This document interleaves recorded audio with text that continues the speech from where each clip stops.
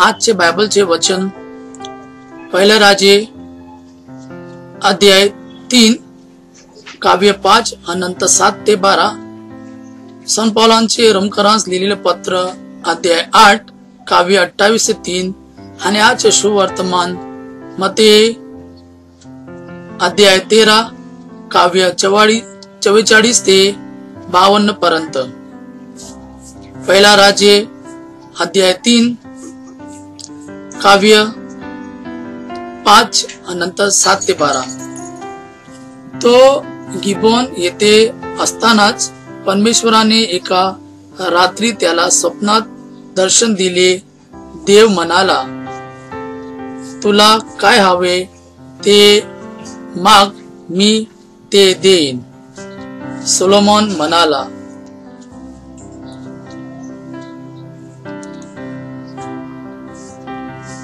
माझ्या वडिलांनंतर परमेश्वर देवा, तू मला राजा केले आहेस, पण मी अजाण मुलासारखा आहे। माझे कर्तव्य बजवायला योग्य ते शहाणपणा मला माझ्या जवळ नाही। मी तुझा सेवक, तू निवडलेला अक्षरस अगणित अशा लोकांपैकी एका आहे। शासकाला तर अनेक निर्णय करावे लागतात, तेव्हा राज्य करायला आणि लोकांशी न्यायबुद्धीने वागायला आवश्यक ते शहाणपणा तू मला दे। त्यामुळे मला बऱ्या वाईटामधील फरक समजेल। त्याखेरीज एवढ्या लोकांवर राज्य करत येणे शक्य आहे। शलोमोनने हे मागितले, त्याच्या परमेश्वराला फार आनंद झाला। म्हणून देव त्याला म्हणाला, तू स्वतःसाठी दीर्घायुष्य किंवा सुख समृद्धी मागितली नाहीस, तसे शत्रूंच्या निपात व्हावा असे म्हणाला नाहीस। तू फक्त न्यायबुद्धी आणि विवेक याची मागणी केलीस, तेव्हा तुझे मागणे मी मान्य करतो। तू ज्ञानी आणि चाणाक्ष होशील। तुला एवढे शहाणपणा लाभेल की तुझ्यासारखा भूतकाळ कधी झाला नाही आणि पुढे कधी होणार नाही। संत पौलाने रोमकरांस लिहिलेले पत्र अध्याय 8 काव्य 28 ते 30।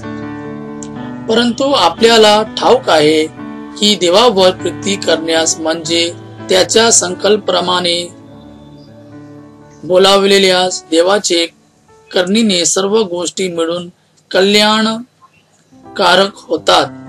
कारण ज्या विषयीचे त्याला पूर्व ज्ञान होते, त्याने आपल्या पुत्राच्या प्रतिमेप्रमाणे बनावे म्हणून त्याने त्यांना आगाऊच नेमून ठेवले। यात हेतू हा की तो पुष्कळ बंधुजना मधला ज्येष्ठ असा व्हावा।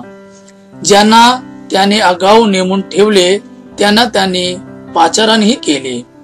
ज्यांना त्याने पाचारण केले त्यांना त्यांनी नीतिमानही ठरवले, आणि ज्यांना त्याने नीतिमान ठरवले त्यांचा त्याने गौरवही केला।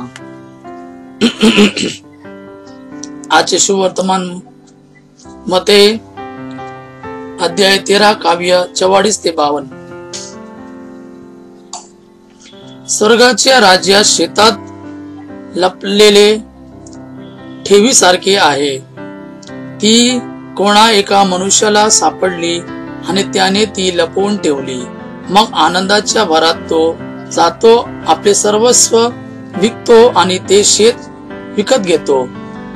आणखी स्वर्गाच्या राज्यात चांगल्या मोत्यांचे शोध करणाऱ्या कोणा एका व्यापारासारखेच आहे। त्याला एक अति मूल्यवान मोती आढळला, मग त्याने जाऊन आपले सर्वस्व विकले आणि तो विकत घेतला। आणखी स्वर्गाचे राज्य समुद्रात टाकलेल्या एखाद्या जाळ्यात सर्व प्रकारचे जीव एकत्र सापडतात त्यासारखे आहे। ते भरल्यावर माणसाने ते किनाऱ्या इकडे ओढले आणि बसून जे चांगले ते भांड्यात जमा केले, वाईट ते फेकून दिले। तसेच युगाच्या समाप्तीस होईल।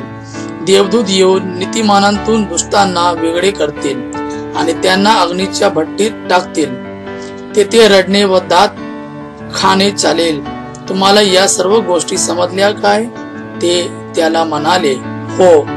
तेव्हा तो त्यांना म्हणाला, प्रत्येक शास्त्री जो स्वर्गाच्या राज्याचा शिष्य झाला आहे तो आपल्या भांडारातून नव्या जुन्या गोष्टी काढणाऱ्या ग्रस्तासारखा आहे. हे प्रभूचे शब्द आहे. प्रभूला धन्यवाद.